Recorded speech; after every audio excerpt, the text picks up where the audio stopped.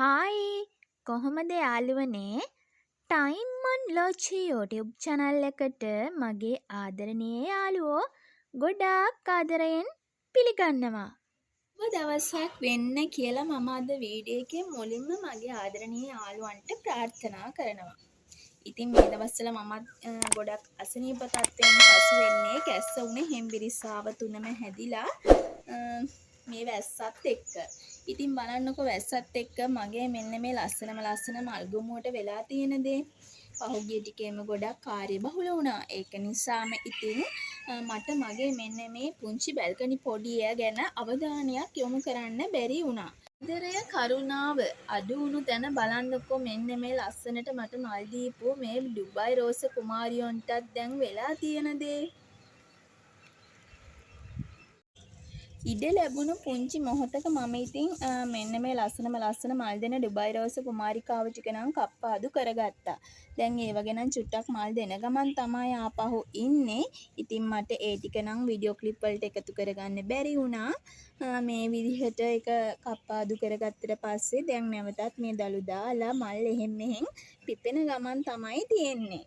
ඉතින් මේ පේනවනේ මෙන්න මේ නියෝන් පැලේ එහෙමත් දැන් මේ තනකොළත් වැවිලා තියෙන්නේ. මොකද මේගොල්ලෝ ගැන සැලකිල්ලක් දක්වන්න බැරි වුණා පහුගිය ටිකේ තිබුණු කාර්ය බහුලත්වයත් එක්ක.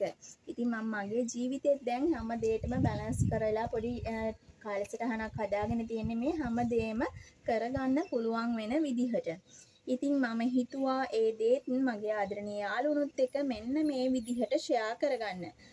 මට මෙන්න මේ ඩුබායි රෝස් එක නම් කප්පාදු කරගන්න බැරි වුණා. දැන් ඒකත් කප්පාදු කරලා අලුතින් වෙනම පොට් එකකට හිටව ගන්නත් ඕනි. මෙන්න මේකෙත් ගොඩාක්ම මේ බුෂ් එකට වගේ හැදිලා තියෙන්නේ මේ මල් එහෙම මේ වැහි දවස් වැඩි හින්දා ඔක්කොම නිකන් සවුත් වෙලා ගිහිල්ලා වගේ තියෙන්නේ. මේ පේනවනේ ඔයාලට.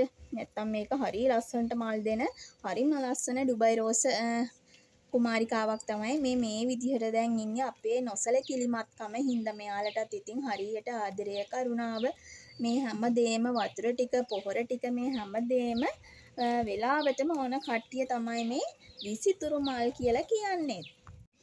මම ඉතින් මෙන්න මේ විදිහට කට් කරලා ඔයාලත් එක්කම හිටව ගන්න තමයි දැන් මේ ලෑස්ති වෙන්නේ. ඩුබායි රෝස කියන්නේ ඉතින් ඉක්මනින්ම බෝ කරගන්න පුළුවන් ලස්සන මල් දෙන ප්ලාන්ට් එකක්නේ.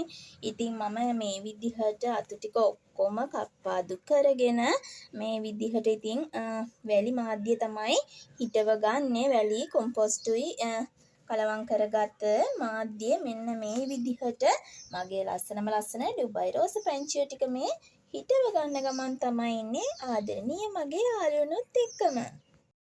මෙන්න මේ තියෙන්නේ ඉතින් ඔයාලත් එක්ක ලස්සනට පොට් කරගත්ත මගේ ඩුබායි රෝස කුමාරිකාව ටික. ඔය අතරේ ඔන්න අපිට හොඳටම වැස්සකුත් පටන් ගත්තා. මේ ටික හිටව ගත්තා විතරයි බලන්නකෝ. මේ වහින වැස්සේ තරම. ඉතින් ඔන්න ඕක තමයි මං වීඩියෝ එක කරන්න ගත්තට පස්සේ මට වුණු දේ. මේ බැල්කනි පොඩියේ තියෙන ලස්සන මල් ටික මම නඩත්තු කරන්න කප්පාදු කරන්න තියෙනවා. පොහොර ටික දාන්න තියෙනවා. ඉතින් ඒ ටික කරන්න ගිහිල්ලත් ඔන්න වහින්න පටන් ගත්තා. ඉතින් අපි බලමු වැස්සෙන් පස්සේ මෙන්න මේ මගේ මල්ගොමුවට මම මොනවද කරන්න යන්නේ කියලා. පැයක් විතර කාලයක් වුණ හයියෙන්ම වැහැලා දැන් තමයි ඔන්න වැස්ස පෑවුවේ. ඉතින් බලන්නකෝ මගේ යාළුවනේ මගේ මෙන්න මේ පැන්ටාස් ඔයාලා දැකලා තියෙනවා. මගේ මේ පැන්ටාස් වල ලස්සනට පොකුරු මල් ටික දීලා තමයි තිබුණේ. ඉතින් බලන්න මේ දවස්වල මගේ නඩත්තුවකුත් නැති හින්දා මගේ පැන්ටාස් කුමාරිකාවොත් මාත් එක්ක තරහ වෙලා වගේ ඉන්නේ. ඉතින් මේ පරවෙච්ච මල් ටික කපන්න උනේ නෑ මට. පොහොර ටික වෙලාවට වතුර ටික ඉස්සර ඉතින් මම ඒවා වෙලාවටම කරපු නිසා වෙන්නේ නැති ලස්සනට මට මල් ටිකක් ගන්න පුළුවන් උනේ මෙහෙම පොඩි පොට් එකක හදලත්. ඉතින් මං කිව්වා වගේ දැන් ජීවිතේ කාර්යබහුලත්වය වැඩි නිසා මෙහෙම වෙලා තියෙනවා. ඒක නිසා ඔන්න මම දැන් හැමදේම මැනේජ් කරගෙන ජීවින ගමන ඉස්සරහට ගෙනියන්න සූදානම් කරගෙන තමයි ඉන්නේ ආදරණීය මගේ යාළුවනුත් එක්කම. ඔන්න මම ඉතින් ආදරණීය ඔයාලත් එක්කම අතු ටිකක් කප්පාදු කරගෙන මෙන්න මේ විදිහට මේ පේනවනේ සවුත් වෙලා තියෙනවා කොල්ල මං ඉතින් ඒවත් නැත්තම් මේ පැලේ ලස්සන නෑනේ ඒවත් මේ විදිහට ඉවත් කරගන්නවා එතකොට තමයි අපිට අලුත් පෙනුමක් නව පෙනුමක් ලැබෙන්නේ මෙන්න මේ ප්ලාන්ට් එකෙන් නැත්තම් දිලිරාසාදන එනවා එහෙම වෙලා සවුත් වෙලා මේ ප්ලාන්ට් එක මැරෙනවා ඒකෙන් හින්දා මේ සවුත් වෙච්ච කොළත් ඔක්කොම මේ විදිහට ඉවත් කරගන්නවා මගේ ආදරණීය යාළුවෝ ගොඩ දෙනෙක් මගෙන් අහපු ප්‍රශ්නයක් තමයි මම මේ වගේ ලස්සනට මල් ගන්න මම මොනවද පාවිච්චි කරන පොහොර එක කියලා. ඉතින් මගේ ආදරණීය යාළුවන්ට මම අද ගෙනාවා මෙන්න මේ යාරමිලා කම්ප්ලෙක්ස් කියන එක තමයි මම පාවිච්චි කරන පොහොර එක. මේ යාරමිලා කම්ප්ලෙක්ස් කියන එක තමයි මම මේ විදිහට ලස්සනට මල් අරගන්න දාන පොහොර වර්ගය. ඉතින් මං ඉස්සෙල්ලා කිව්වා වගේ අතු කප්පාදු කරලා අර සවුත් වෙලා තිබුණු කොළ ඔක්කොම අයින් කරලා මේ විදිහට පස් මාධ්‍යයත් බුරුල් කරගෙන තියෙන්නේ. දැන් මේ පොහොර ටික එකතු කරගන්න තමයි හදන්නේ. මේ විදිහට පොහොර ටිකක් අපි මෙන්න මේ විදිහට ඔයාලා දන්නවනේ ඉතින් පොහොර දාන්න විදිහ. ගහ වටේට හොඳට දාලා ඊට පස්සේ අපි අනිවාර්යෙන්ම මේක වහන්න ඕන පොහොර ටික. මාධ්‍යයෙන් වහන්න ඕන. මොකද එතකොට තමයි හොඳට මුල් වලට ඒක උරාගන්නේ. මේ විදිහට හොඳට වහලා මේ ඔක්කොටම පැන්ටාස් වලට මේ විදිහට මම කරගන්නවා. මතකද මගේ යාළුවොත් එක්කම මම මෙන්න මේ වගේ බුසන්ඩාස් පැලේ පොට් එකේ මම පිටෝනියා අතු පැල කරගත්තා. දැන් ඉතින් ඒ පෙටෝනියා අතු හොඳට පැලවෙලා මලුත් දීලා තමයි තියෙන්නේ. ඔන්න ඉතින් මට බැරි වුණා මෙයාලව ලස්සනට පොට් වලට දාගන්න. දැන් මේ හොඳට හැදිලා මල් දීලා තමයි තියෙන්නේ. අතු කිහිපයක් ගහගත්තා. ඒ අතු ඔක්කොගෙම මල් පිපිලා තියෙන්නේ. ඉතින් මං හිතුවා ඒ ටිකත් ගලවලා පොට් වලට දාගන්න. ඔන්න මම මේ විදිහට පෙටෝනියා පැලේ පැල කරලා මුල් ටික ඩැමේජ් නොවෙන්න මේ විදිහට මං සකස් කරගත්තු මාධ්‍යයේ ඔන්න පුංචි පැලේ තිබ්බ මල් ටිකක් දීලා තියෙන ලස්සන පෙටෝනියා එක. හරිම ලස්සන මලක් තමයි මේ පෙටෝනියා කියන්නේ. ඉතින් පහසුවෙන් බෝ කරගන්නත් පුළුවන් අතු මගින්. බලන්නකො යාළුවනේ මගේ බේබි වින්කා පැලේට ඔයාලත් එක්කම පොට් කරගත්ත වෙලා තියෙන දේ. ඉතින් පූසෙක් පැනලා මෙන්න මේ විදිහට පැලේ වඩලා තිබුණා. මම ආපහු ඒක පොට් කරාට ආපහු ඉතින් හරි ගියේ නෑ. මේක මැරලා තමයි තියෙන්නේ. දැන් ඉතින් මම ඒකත් මේ විදිහට ගලවලා දාලා ඒ පොට් එකෙන් පෙටෝනියා පැලයක් හිටව ගන්න තමයි මේ ලෑස්ති වෙන්නේ. ඔන්න ඉතින් මෙන්න මේ විදිහට ලස්සන පෙටෝනියා කුමාරිකාව දෙන්න මලුත් එක්කම මම පොට් කරගත්තා. බලන්නකො හරි අපූර්වයට දීලා තියෙන මල් ටිකේ ලස්සන මෙයාලා. හරිම පහසුවෙන් හදාගන්න පුළුවන් බෝ කරගන්න පුළුවන් ප්ලාන්ට් එකක් තමයි මේ පෙටෝනියා කියලා කියන්නේ. මම කලින් ගෙනාපු දිය කුණ්ඩල වල මේ වගේ අතු පැල කරගෙන තිබුණේ. දැන් ඒවත් ඒ අතර පැල වෙලා තිබුණේ. ඉතින් මම ඒවත් මෙන්න මේ විදිහට පොට් කරගන්න තමයි හදන්නේ. නැත්තම් මොකද ඒක කරගන්න වෙන්නේ නැති වෙන නිසා. ඉතින් මේ විදිහට ගලවලා බෑග් එකෙන් ඔන්න මේ විදිහට ඉතින් පොට් එක ඇතුලෙන් තියා ගන්නවා. ඔන්න ඉතින් මම ඔයාලත් එක්ක මෙන්න මේ වගේ ලස්සනට මල් ටිකක් ගන්න පුළුවන්කම තියෙන දිය කූඩලුත් මේ වගේ පුංචි පොට් දෙකකට දාගත්තා. අපි බලමු ඉස්සරහට මේ වගේ ලස්සනට මල් ටික එනවද කියලා. හැමෝම ගොඩක් ආස කරන එපීෂියා. ඉතින් මට ළඟදී හම්බුණා මෙන්න මේ එපීෂියා පොඩි අතු කෑල්ලක්. මම ඉතින් ඒක ගෙනල්ලා මේ වගේ වෙනත් පැලයක පොට් එකෙන් ගහගත්තා, පැල කරගත්තා. දැන් ඔන්න ඒකත් හොඳට පැල වෙලා තියෙන්නේ. මේ බලන්න. මේ විදිහට හොඳටම පැල වෙලා තියෙන්නේ. මලුත් දෙනවා. දැන් ඉතින් මම මේකෙන් ඒකත් ගලවලා වෙනමම පොට් එකකට දාගන්න තමයි ඔයාලත් එක්කම අද දවසේදී හදන්නේ. ඉතින් බලන්න පහුගිය ටිකේම කාර්යබහුලත්වයක් තිබුණු නිසා මගේ පැල කුමාරියෝ ඉතින් මාත් එක්ක තරහ වෙලා වගේ තමයි මේ දවස්වල ඉන්නේ. ඔන්න ඉතින් මේ විදිහට මම ගලවලා එකත් මේකෙන් හිටව ගන්න ඕන. එතකොට මේ තව පැල හැදිලා තියෙනවා. ඒවත් මෙන්න මේ විදිහට ගලව ගන්න තමයි මේ හදන්නේ. පැල දෙකක් තියෙනවා. මෙතන චූටි පැලයක් ඔන්න ඇවිල්ලා තියෙන්නේ. ඒකත් මේ විදිහට ගලවලා අරගෙන ඔන්න එකම පොට් එකේ හිටව ගන්න තමයි මම දැන් මේ හදන්නේ ඔයාලත් එක්කම. මෙන්න මේ තියෙන්නේ ඉතින් ඔයාලත් එක්කම හිටවගත්ත ලස්සන රතු පාට මලක් දෙන එපීෂියා පැලේ මේ බලන්න හොඳට හැදිලා තමයි තියෙන්නේ. මම මේක නැවත පොට් එකකට දාගත්තා ඔයාලත් එක්කම.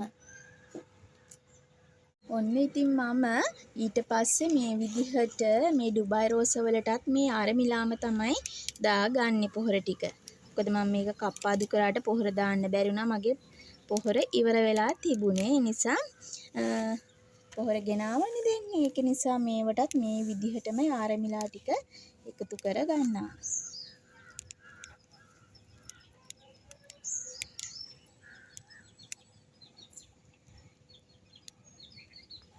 නියෝන් මල් ඔයාලා දන්නවනේ මේකේ පිපෙන්නේ දම්පාඩු චූටි මලක්. මේ වැස්ස වැඩි නිසා මල් පිපුණට ඒ මල් ටක් ගාලා වැටෙනවා වැස්සට. ඉතින් මේ දැන් නම් මල් වැටිලා තියෙන්නේ ඔක්කොම. ඒක වටේට මේ තනකොළත් ඇවිල්ලා තියෙන්නේ. මං කිව්වනේ මට මේ ටිකේ බලන්න බැරි වුණා කියලා මේ පැල ගැන. ඒකින්ද මේ තනකොළත් හොඳට හැදිලා තියෙන්නේ. ඒ ටිකත් ගලවලා දාලා මේ නියෝන් වල දැන් අතු කප්පාදු කරන්නත් ඕන. වැස්සක් තියෙන හින්දා හැබැයි අතු කප්පාදු කරලා ඉක්මනට අතු ලියලලා දායි කියලාත් හිතනවා. බලමු අපි පොහොර ටිකක් එහෙම දාලාද ඔයාලත් එක්කම ඉතින් මගේ මේ බල්කනි පොඩියේ වැඩ පටන් අරගෙන තියෙන්නේ.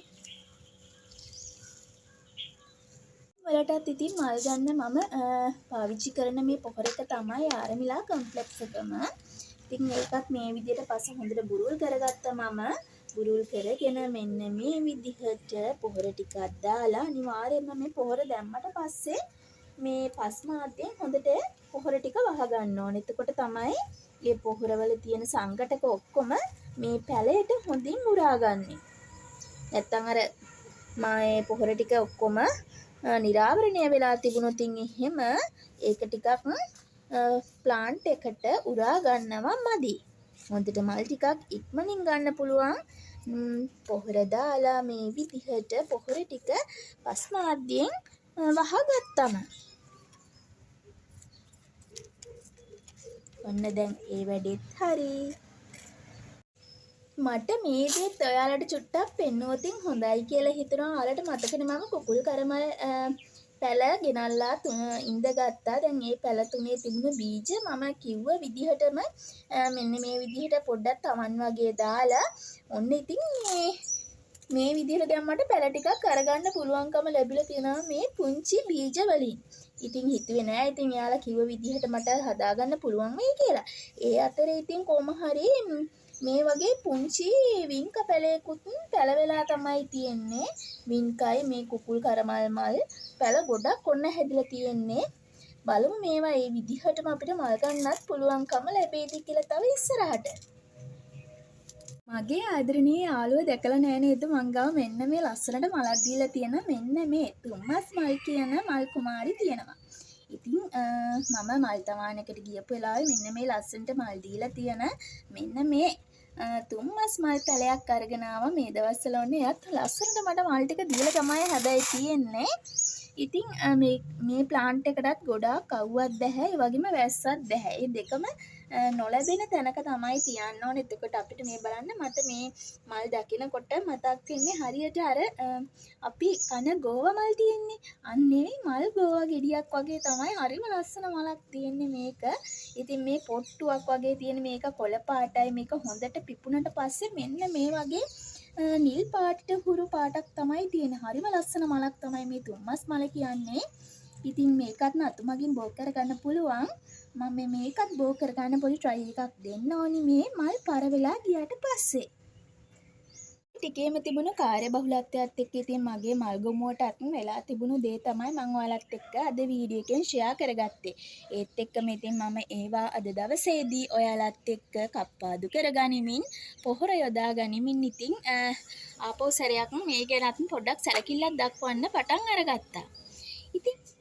ඉතින් අද වීඩියෝ එක ගැනත් මගේ ආදරණීය යාළුවන්ට ඔන්න මොකද හිතෙන්නේ? පහතින් කමෙන්ට් එකක් දාගෙන යන්නත් අමතක කරන්න එපා.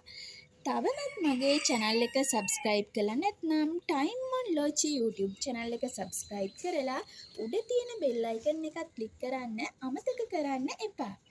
ආයෙත් දවසක ලස්සන වීඩියෝ එකක් අරගෙන ඔයාගේ ගෙදරට මම එන්නම්. හැමෝම සතුටින් පරිස්සමින් ඉන්න ඕනි. ඔබ සැමට සුබ දවසක්.